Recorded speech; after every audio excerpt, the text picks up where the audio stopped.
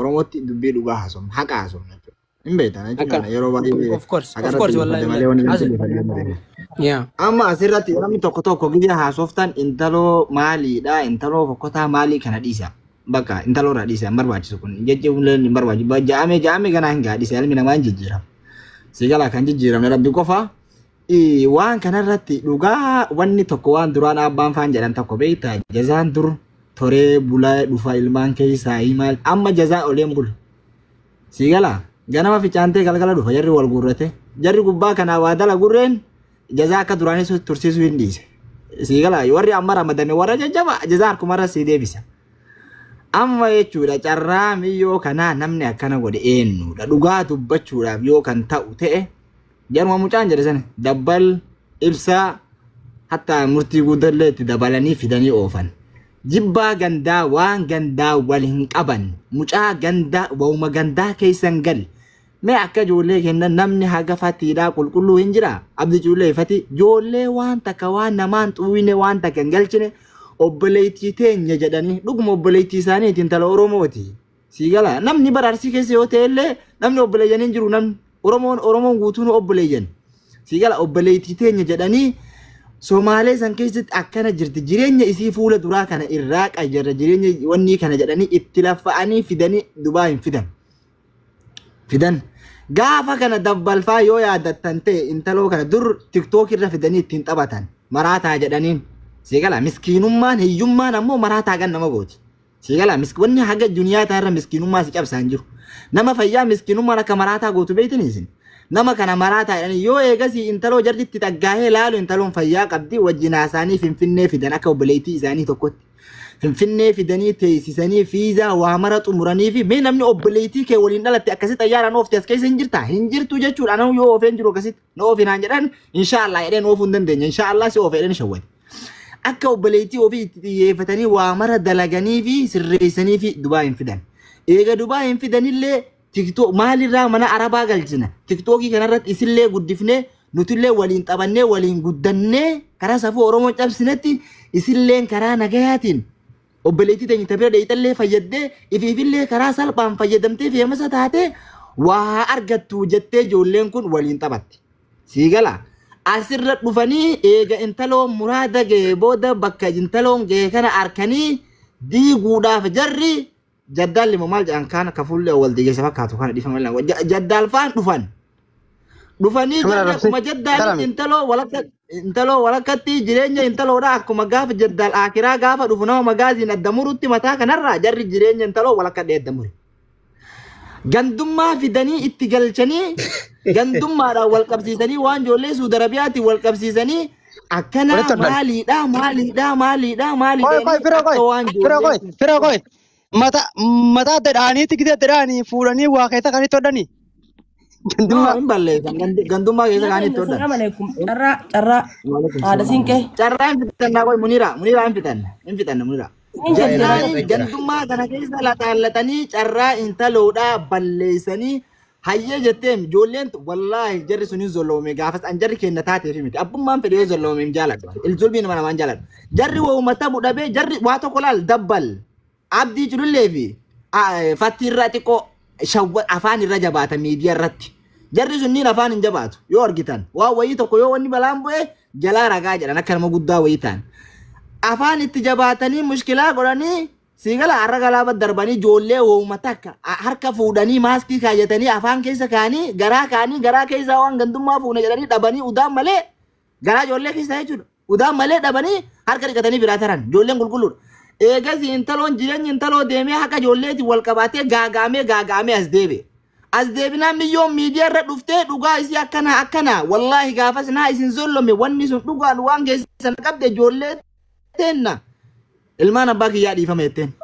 Akka waan ijoolleen kun fatii fi wanni faantaa akka jedhanii dubbii kana lafaa kaasanitti maal jedhan beektaa kalee galgala dubbii kana ammallee lafaa kaastanii maaltu isintu godhee Finfinneetti maal gootanii maal godhuudhaaf ajandaa kana jalaa miliquudhaaf. Laal targeettii jarri sun qabu jara badaa maal jetti beektaa Finfinnee waa gootan sawwii duqduq rakkib kees maali karaa kanaa jalaa miliquuf meeshaa jaraa agartee jara deebite waan jedhamu no dhugaa agartee karaa jaraa deebite. Takka namni gaafsan keessa jiru eenyu beektaa kunoo kana bira taa'u kana Aja guddo Muniraan keessa jirti gaafas waliin nu arrabsaa turte fitaattee ijoollee sababa mentaloo kana nama kenna fitaa jettee nurra labsite lola. Guddoo fi jinni dhiisitti maadha gadira. Firoomta miira keessaa baay'ee hayyee ulfaadhu. Munira akkamii dubbii tana keessa ni jirta moo hin jirtu firoo kiyya ulfaadhu. Ati qulqulluudhaati hin beekaa. Hayyee Munira teenya daqiiqaa takka takkatti isin kannina waan kana keessa ni jirta moo hin jirtu jalqaba irratti. Ooyi caalaa osoo carraan kenniniif duratti namni dhugaa haa himuuti.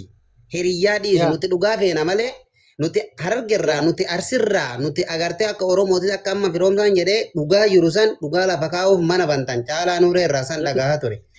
Dambaliin tahee boonaa tahee sabboonaa tahee muniiraa tahee dhugaa jirtutti gadhaabaati. Dhugaa jirtu dubbachuu deemnaa dhugaa jirtu dubbachuu guutaa dhugaa jirtu deemnaa cufeemmoo cufadhumma dhugaa jirtu dubbachuu deemnaa. Dhugaa jirtu lafa kaa'e. Dhugaa jirtu dubbachuu deemnamma. Dhaggeeffadhaa. Nama kumaa fi waatu jala jira. Ni dhageessanii mee? Mucayyoon Arsii gabbaatee dhiifama gaafachuu ni tolchite dhibbarraa dhibbatti tolchite. Akkan. Nutillee asitti yaadne Arsii dhiifama gaafachuu deemna kufnee. Tokko. Lammaffaa sababni mucayyoon tun miidiyaa kanarratti ajandaa godhatamtee fi olii gad deemuu jirtuuf nama afur. Jaalibsaa Jaaldayyuus Kajaaniin Jaalibsaa Dabbal Qabrii Bahe Sabboonaa dhageessee warri as gubbatti ajandaa mucayyoo tana godhatu jara kana. Takkootaaf. Itti guuti. Si. Guuta. Nama taa'ee akkasii tolee rakkoo. Ani gaafa sanii maqaa namaa arrabsaa nama yaamina maqaa nama tolta nama yaamina. Dhaggeeffadha ani ni yaama mirgaan qaba caalaa mana kana kan mirga qabaannaan mirga qabna dhaggeeffadhu. Waan feetu mirga qabda Munira. Abbaan mirga qabda arrabsaa maali jeen aboo ajjetu takka rakkoo anayyuu arrabsitu. Dhaggeeffadha. Joollee Arsii obboleeyyan keenya gabbaane asrii tana viidiyoo sabboonaalee dhukkee takka rakkoo hin jiru. Dhiifama isiniin jedhan nuti hogguu dhibba takkaa miti kuma takka dhiifama ummata wajjin nyaachuu turre biyya namaa keessattis akka ajaa'ibatti akka obboleeyyanitti ilmaan haadhatti waliigallee wajjin jiraachuu turre warra harkatti walii kutuu turre afaan walii kaa'uu turre namni wal nu dhorku jiru miidiyaa kanarratti jara hangaan amma qaayaame kana dhaggeeffadhaa. Harargeen guutuun jara kana bakka nu bu'a yoo kajettu taate arrarraa jalqabee harargeen dhiisaan. Jara sadeen kana bakka nu bu'aa. Obboleessoo dhaga'i caalaa fi kalee isaa sabboonaan irratti dawwalee mana isa yaamee ture. Obboleessoo dhaggeeffadhaa wanta kan isin hima. Obsi. Carraan kan Muniraati. Maashoo koo carraa eeggatu maashoo. Obsi dhaggeeffadhaa. Harargeen gabbaatee akka waliigalatti ijoolleen teenya warri tiiktaa gubbaa guutuun jara kadeen amma maqaa yaamne kanaan nuti bakka nu bu'aa isin bakka nu buutan jennaan harargee harka keessaa fudhanna nuti. Assalaama. Harargeen taanu Arsiin taanu Oromoo kutaa godhata akka taaneeti takka bineensa taanee gaara galla nuti. Dhaggeeffadhaa. Arraas boruus iftaalis namni Oromoo kutaa godhata akkaatiin waliin nu dhagu jiru jara sadeen amma maqaa yaamne kana jarri sadeen kun nurraa dhaabbannaan nurraa dhaabbatan. Dhaabbachuu baannaan achi baaneeti gosa takka irraa horii loon maan taane loon maqaa baafannee jiran miidiyaa kanarratti idda jara sadeen kanaa nurraa dhaabbachuu qaban jarri sadeen nuti obboleeyyan keenya ilmaan sin koomandoodha dogongora keenya warri hangamma dura gartee nuti sababa mucayyoo tanaatiinis tahee sababa biraatiinis tahee miidiyaa kanarratti teenyee qishnaa itti goonee itti qofallee itti kadubbannu taate dhiifama jennee jirra tokko lammaffaa waan isin nuu beekuu qabdan anaa fi Kullee Yuusuf hoggaa as gubbaa teenyee arsii hoggaa nuti jennu wallaahi wabillaahi watallaahi feetan jaaladhaa feetan jibbaa jaalala keessanii fi maqaa isin kaasaa oolla malee jibbaa keessanii miti feetan jaaladhaa feetan jibbaa kana kan hin dhaammadhu ani kun akka Muniiraa Mahammaditti dhiifama gaafadheetiin jira mucayyoon baga dhiifama gaafattee obboleeyyan keenya ilmaan sin koomantoo isin jaalanna isin kabanya fakat ummatti hanganuma. Ulfaadhu anu kun artistii takkaan fuudhuu deemaati ayyee ulfaadhu soddota anaa uummata. Uummanni uummata duruu hanganum. Harargeen ammoo amma qoy fi mula qoy. Sabboona harargeedha. Saayibummaati yaafetee diyatte citee wal balleeyti namalee kootu olseen. Kootuu bakka anaan jirutti jeneraalli bakka jirutti kootu olseen. Siin balleeysa takkaana balleeysa. Kootu olseen. Eewwa seenaa.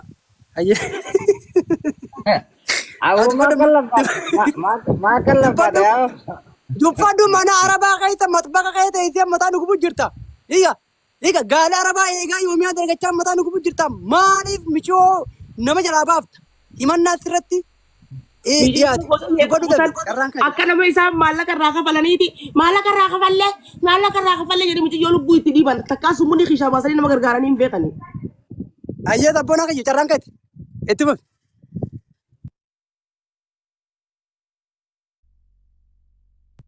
Rifate gurbaan. Rifate yaa. Rifate. Laabana dhugaa jira.